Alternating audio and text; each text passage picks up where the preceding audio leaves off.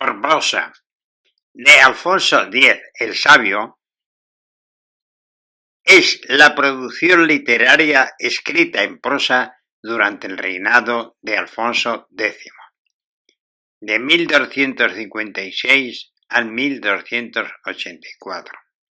El rey patrocinó y a menudo supervisó las obras de los escritores de su época. Fue el más grande impulsor de la literatura medieval española.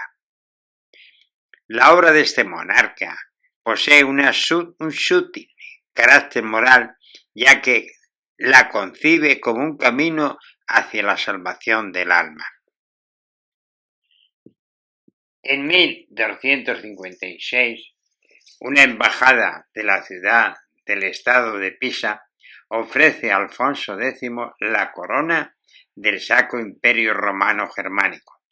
Como este honor era electivo, el rey castellano no ahorra esfuerzos y compromete todo su prestigio de monarca letrado y las finanzas del reino para hacerse con la dignidad imperial.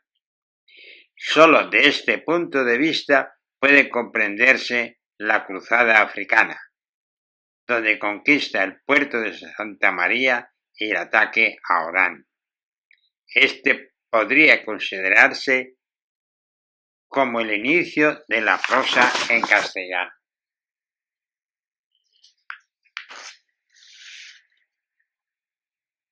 En los libros sapiensales se recogen obras que se caracterizan porque los textos están formados por sentencias, aunque no es raro que incluya breves ejemplos.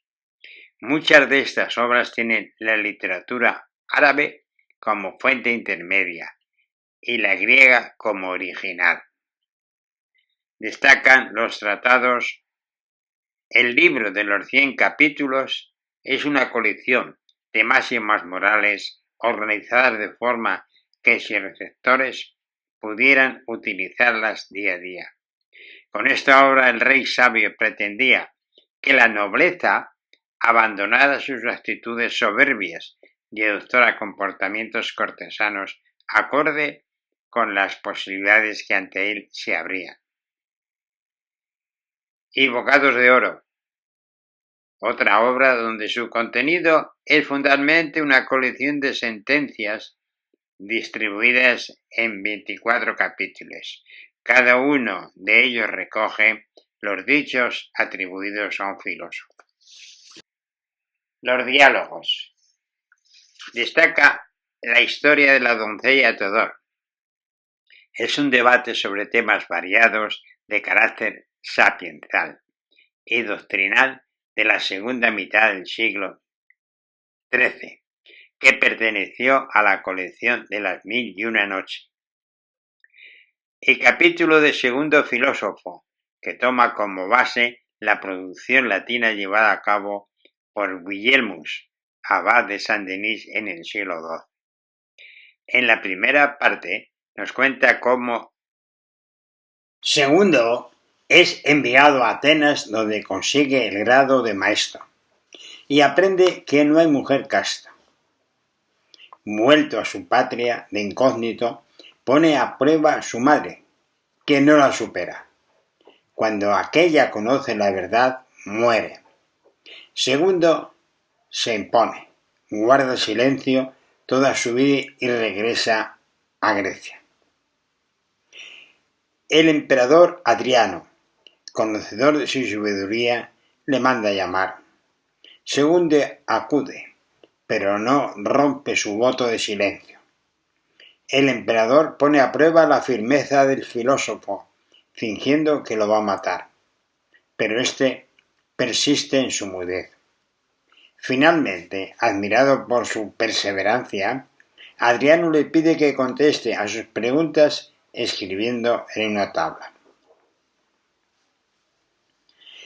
Las obras legislativas de Alfonso X llegan al trono en el año 1252, cuando el cuerpo legal del reino continúa normas provenientes de los últimos tiempos del Imperio Romano, de los visigodos y otras fuentes que fueron establecidas durante la Reconquista. Por eso, uno de los afanes del monarca fue ordenar este caos, al tiempo que avanzaba el poder real y su autoridad. Por ello inició una reforma legislativa inspirada en el Digesto de Justiniano, texto que era el principal estudio en la Escuela de Leyes de Bolonia. En las 7 partidas se trata de la obra más ambiciosa de Alfonso X, compuesta entre 1256 y 1265.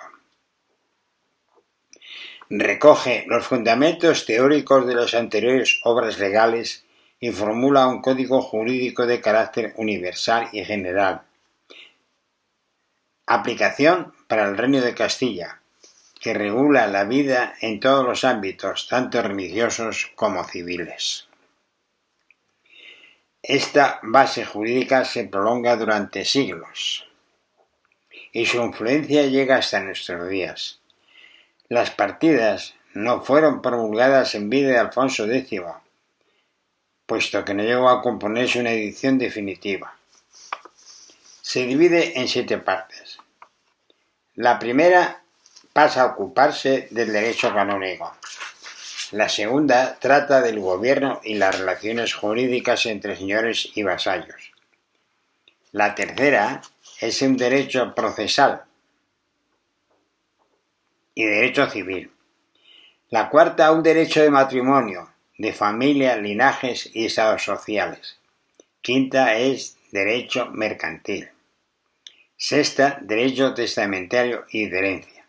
Y la séptima, derecho penal. Hizo también obras científicas, como el libro del saber de astrología. Se trata de un grupo de tratados técnicos, excepto que el primero tiene un contenido descriptivo. El libro de las formas y de las imáginas solo se nos conserva el prólogo y el índice de los 11 capítulos que lo componían. El libro de Picardís, en torno a 1256. Alfonso X ordena traducir al castellano y el latín Gayat al-Hakim, un tratado de magia talismánica, escrito 200 años antes. Si bien la traslación latina se difundió por todo Occidente y alcanzó un notable éxito entre los siglos XV al XVIII. Alfonso X acomete las obras históricas, tarea para exponer su pensamiento político y encontrar en el pasado razones que justifiquen tanto sus aspiraciones a la corona imperial como relativas a constituir un nuevo modelo político, constantemente rechazado por la nobleza. La producción histórica alfonsina se caracteriza por su carencia de un sentido crítico básico, es decir, por la aceptación de las noticias suministradas por los libros sin que se efectuaran comprobaciones. Sobre lo que contaba como González de Berceo, se concede a la letra la categoría de verdadero. La historia de España, conocida como Primera Crónica General, constituye la primera historia de España, en romance. Su contenido alberga desde los orígenes bíblicos y legendarios de España hasta la inmediata historia de Castilla bajo Fernando III. La obra tuvo 2 relaciones. La primera comienza poco después de la llegada al trono del rey castellano y concluye hacia 1274. Y la segunda, llamada versión crítica, fue elaborada entre 1282 y 1284, fecha de la muerte del monarca. Alfonso X, para contar la historia de España, se remonta a los orígenes hallados en fuentes bíblicas, a Moisés, utilizando mitos y leyendas de la historia griega y latina.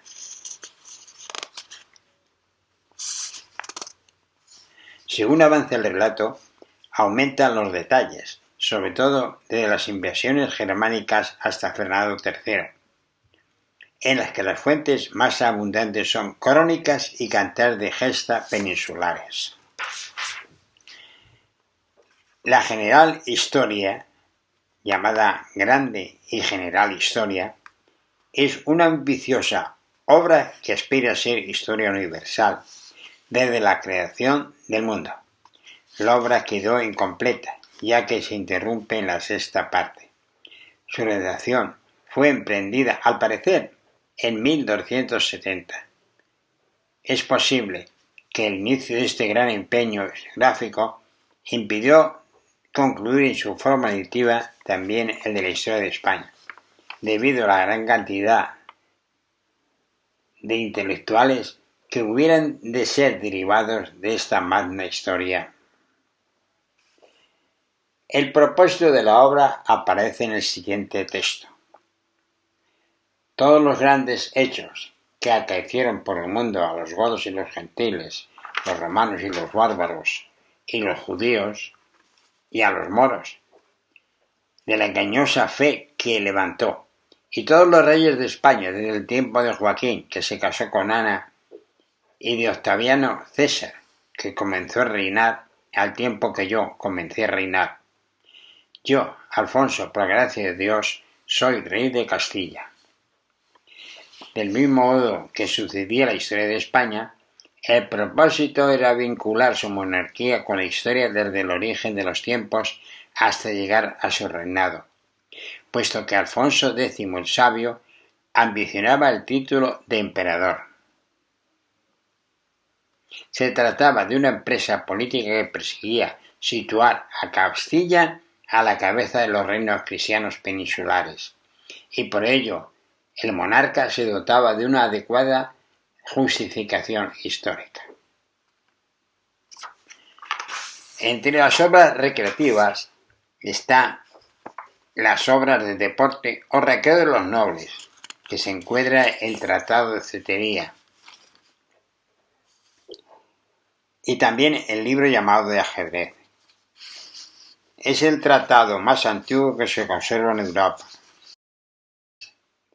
Y consta de 98 páginas ilustradas con numerosas miniaturas que muestran las posiciones de los juegos.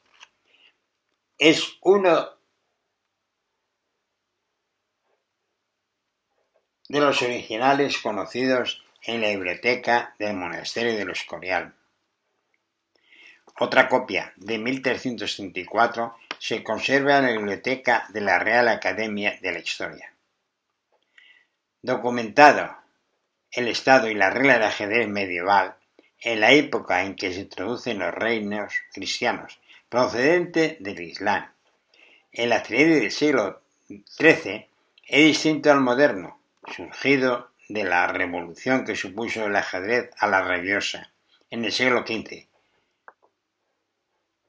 Se trataba de un juego más listo, con menos posibilidad de obtener una victoria de jaque mate, y cuyos tratados didácticos como el Rey Sabio daban mucha importancia a la resolución imaginativas de los problemas